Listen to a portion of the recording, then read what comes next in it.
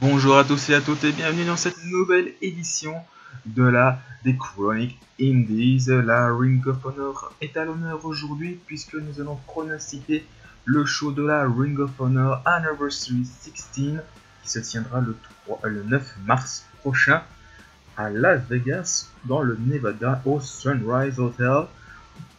Et nous allons commencer les pronostics avec le match qui est organisé dans le cadre du tournoi pour devenir la première championne de la Ring of Honor, la première Woman of Honor.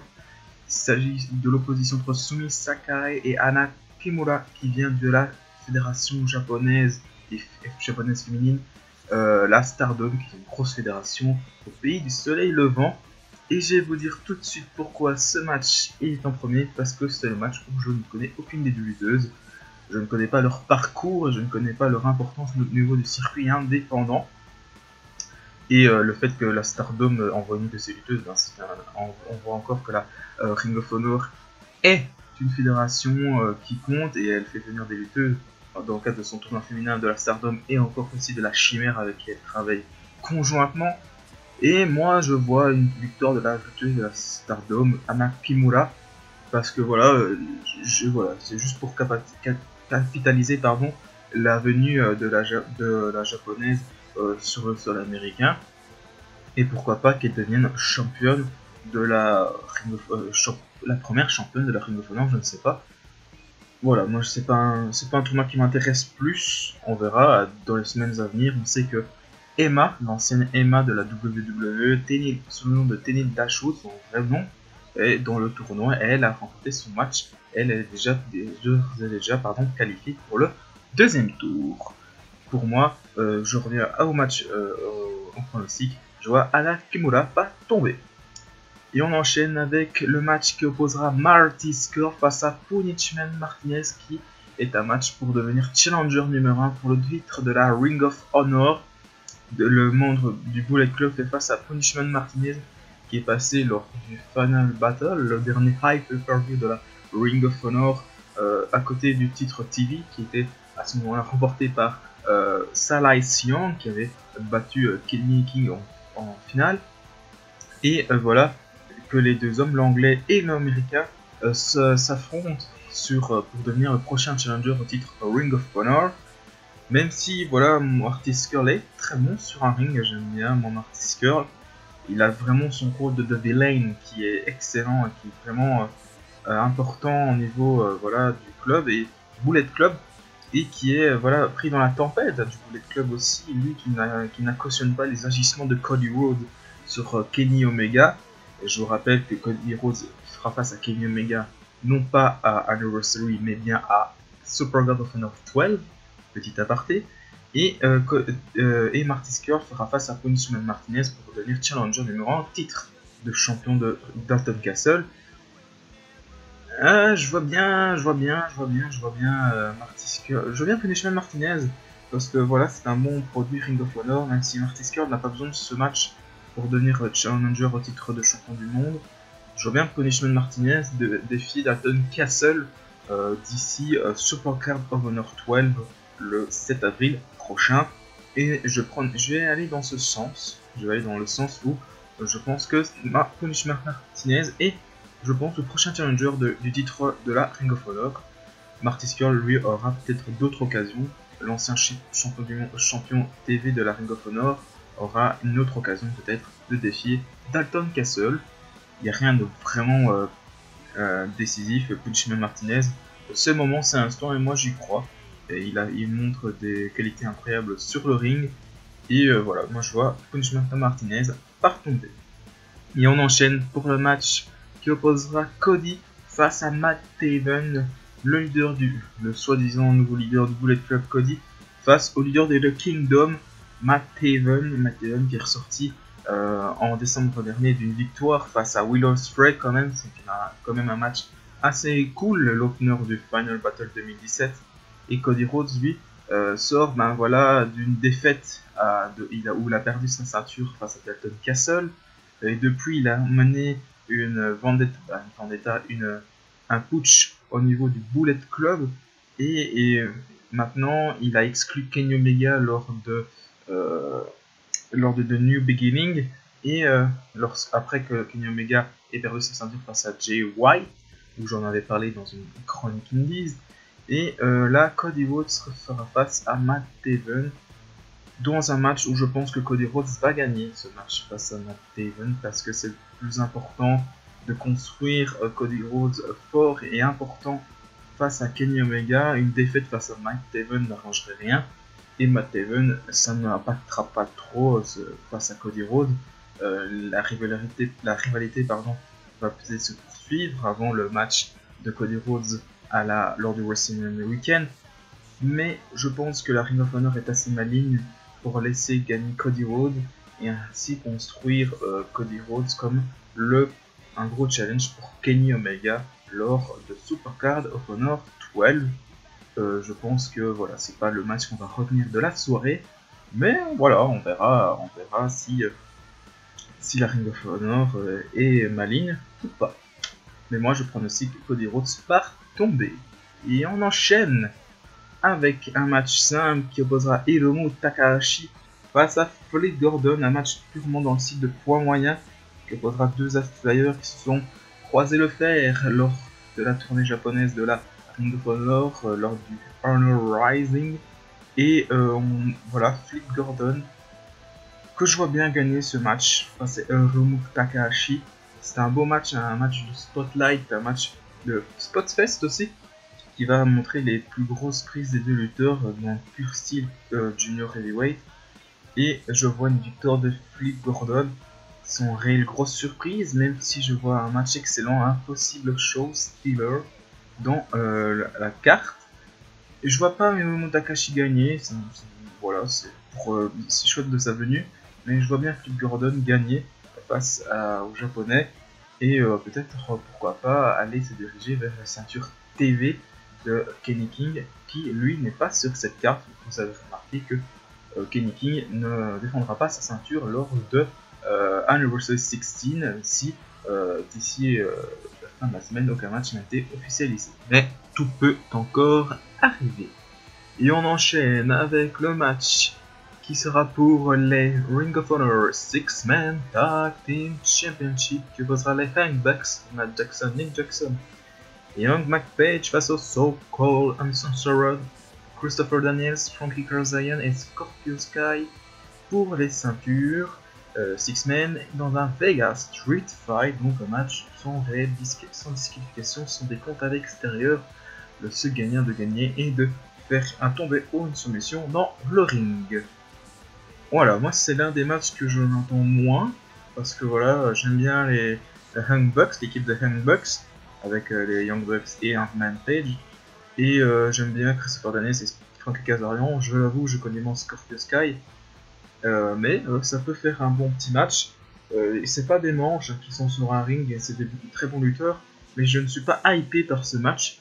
J'attends juste la violence qu'il va avoir dans un street fight, et j'espère qu'il sera aussi bien que le match qui a opposé les Briscoes face à Bully Ray et Tommy Dreamer lors de Final Battle 2017, match qui a été remporté à ce moment-là par les Briscoes. Mais pour le match qui est là, je vois pas les Young Bucks perdre les ceintures face aux So-Called Uncensored. Je verrais plutôt une autre équipe et une autre association défaire les ceintures des Young Bucks. Mais je peux me tromper, les So-Called Uncensored c'est pas des manches. Mais c'est pas cette équipe qui pour moi devrait être championne, qui devrait détrôner les Young Bucks, qui sont assez bons, assez bonne équipe, l'association des frères Jackson avec Hank McPage. Mais je pense que on va se diriger vers une conservation de ceinture de la part des champions actuels, et on verra d'ici le mois d'avril où il y aura peut-être un match pour les ceintures Six-Men dans le show Supercard of Honor 12 qui se déroulera, je vous rappelle, le 7 avril prochain. Et on enchaîne avec les Ring of Honor Tag Team Championship. Les Motor City Machine Guns, Alex Shelley et Chris Sabin remettront leur ceinture face à une équipe historique de la Ring of Honor, les Briscoes, Mark et Jay Briscoe, qui challengeront les Motor City Machine Guns. Un match qui va être très intéressant entre les historiques de la Ring of Honor et les historiques de la TNA. avant qu'elle devienne Impact Wrestling GFW, hein, mais Alex Shelley et Chris Sabin ont fait beaucoup de chemin lors de leur périple, lors de leur run à la TNA. Ils sont maintenant à la Ring of Honor et ils devront faire face à l'une des équipes les plus dominantes de l'histoire de la Ring of Honor. Les Briscoes ont notamment affronté à l'époque, si je vous dis, les King of Wrestling, Kazushino et Cesaro, qui étaient à l'époque connus sous le nom de Chris Hero et de Claudio Castagnoli, notamment. Et voilà, ils font partie de ces équipes légendaires de la Ring of Honor. Pour moi, ce match qui va être très intéressant, j'aurais préféré un petit mot ladder match pour le Ring of Honor Tag Team Championship. Mais bon, ce n'est qu'un match simple. J'espère qu'il sera mieux que le match de Final Battle. Avec le recul, je trouve que le match entre les Motor City Machine Guns et les Best Friends aurait pu être bien mieux, la fin surtout. Mais là ici ça va être deux bonnes équipes, c'est un affrontement l'un des affrontements que je vais regarder avec beaucoup d'attention, avec le match que posera Takahashi face à Flip Gordon. Mais voilà, j'espère vraiment que les Motor Machine Guns vont conserver leur ceinture et vont aller être champions lors du WrestleMania Weekend, lors des shows Super Card of Honor, et défendront peut-être leur ceinture avec soit une équipe, soit une autre équipe, pour faire aussi bien que les Young Bucks et les Hardy Boys à la veille de WrestleMania dans un ladder match. On espère, voilà, que moi j'aime bien les Motor City Machine Guns et je parie une conservation de titre, même si ils les perdent, je ne serais pas fâché parce que les Briscoes ne sont pas une très mauvaise équipe, ils sont une très bonne équipe, pardon, et ils sont tout à fait légitimes pour de toute façon remporter les ceintures. C'est des anciens champions par équipe, une équipe qui fait partie des meubles de la Ring of Honor depuis plusieurs années, et ça ne m'étonnerait pas, voilà, qu'ils remportent les ceintures à l'occasion du show Anniversary qui fête les 16 ans d'existence de la Ring of Honor. Et on enchaîne avec le main event de la soirée. Le match opposera Dalton Castle, le champion de la Ring of Honor en titre, face à The Franchise, Jay Lethal, qui avait, je vous le rappelle, à l'époque battu Marcus Curtis à Final Battle. Et le voici dans la course au titre face à Dalton Castle, qui fera son première grosse défense dans un show Ring of Honor, un pay-per-view Ring of Honor. Il a notamment défendu récemment sa ceinture Ring of Honor dans un Triple Threat match au Japon lors de la tournée japonaise de la Ring of Honor, conjointement organisée avec la New Japan Pro Wrestling, où il avait affronté Trent Barreta et le Burr City Bruiser.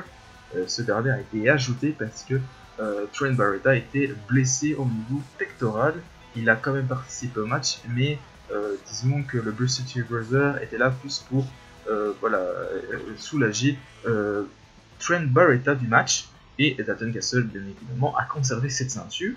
Et là, premier gros défi de taille, en effet, comme dans le cas des Motor City Machine Guns, Dalton Castle fait face à un historique de la Ring of Honor, l'ancien champion TV, l'ancien champion Ring of Honor Champion, je crois qu'il a été les deux en même temps aussi, Jay Lethal. Pour ma part, Dalton Castle peut faire un très bon match face à Jay Lethal. J'ai trouvé que son match face à Cody Rhodes n'était pas folichon, n'était pas exceptionnel. Il est resté très potable. Les deux hommes ont fait un match correct. Mais là, ici, on passe d'un cran. Jay Lethal est un catcheur que j'apprécie évidemment très bien. Dalton Castle, je ne suis pas familier à lui, mais il est bon sur un ring. Et même si c'est un gimmick qui est assez extravagant, je trouve que ça lui colle bien et c'est très chouette, c'est très drôle. Et ça change un peu des deux autres gimmicks. Et Jay Lethal, comme je l'ai dit, c'est un historique, l'un des meilleurs de la compagnie. Pour ma part, je ne vois pas la ceinture changer. Vous voyez que je ne prends pas beaucoup de risques lors de cette session pronostique. Je ne vois pas Dalton Castle perdre face à Jay Lethal. Ça me dérangerait un petit peu que Jay Lethal remporterait cette ceinture. Il a quand même perdu sa rivalité face à Salacian, même si Salacian a remporté le TV et ensuite perdu très vite pour que Kenny King reprenne la ceinture. Mais voilà, Jay Lethal sort d'une rivalité contre Marty Scurll, où là il a gagné. Mais voilà, je pense pas que Jay Lethal gagnera ce match. Je ne dis pas qu'il ne sortira pas le grand jeu, parce que on connaît tous Jay Lethal, c'était quand même un catcheur incroyable, surtout à la Ring of Honor. Et Dalton Castle, voilà, peut montrer de quoi il est capable, l'ancien champion du monde, l'ancien champion Six-Man de la Ring of Honor, avec ses fameux boys, le temps d'une courte durée, mais il a été champion quand même. On te fera cette première grosse défense, hein, même si le match entre lui et Barretta a été transformé en triple threat à cause, comme je l'ai dit, d'une blessure de Barretta, qui lui est absent du show, et évidemment pour blessure, et Chuck Taylor aussi, puisque voilà, ils sont en équipe, et voilà. Et voilà, je trouve que Dalton Castle pourrait faire une grosse victoire, parce que Jay Lethal est quand même un gros nom de la Ring of Honor, et une victoire sur Jay Lethal serait pour lui de crédibiliser son règne de champion de la Ring of Honor. Pour l'instant, moi je lui assure le championnat pour le moment. Je ne le vois pas perdre cette ceinture qu'il a gagnée à Final Battle. Ce serait un coup de dommage de la faire perdre quasiment 3 mois plus tard. Parce que voilà, Jay Lethal n'a pas besoin de la ceinture, il a des champions et des occasions il en aura à l'appel. Mais voilà, je pense que Dalton Castle fera un bon match. C'est un match simple, hein, comme je vous l'ai dit, le seul match à stipulation de la soirée sera le match pour l'équipe par équipe pour les Six-Men tag. Et voilà, je pense que Dalton Castle clôturera cette soirée en conservant sa ceinture. Vous voyez, voilà. Comme vous le savez, la semaine prochaine, si je le sais, si j'ai su voir le show, je vous ferai une chronique review du show Ring of Honor Anniversary 16. Si je n'ai pas su le voir, vous aurez seulement une session résultat où je vous donnerai mon avis sur les résultats. Espérons que je puisse voir le show rapidement pour vous donner une review. Je vous rappelle que le show se tiendra le 9 mars, pardon, ce vendredi à Las Vegas au Nevada, et il est n'est pas en prélude d'un show WWE, si, il est en prélude du show Fastlane, donc n'oubliez pas de pronostiquer Fastlane aussi, qui aura lieu le dimanche 11 prochain, et voilà, et si vous voulez pronostiquer les shows de la Ring of Honor en commentaire sous cette vidéo, et n'oubliez pas de mettre un petit pouce bleu. Je vous souhaite une bonne journée et à la semaine prochaine. N'oubliez pas, vive le catch!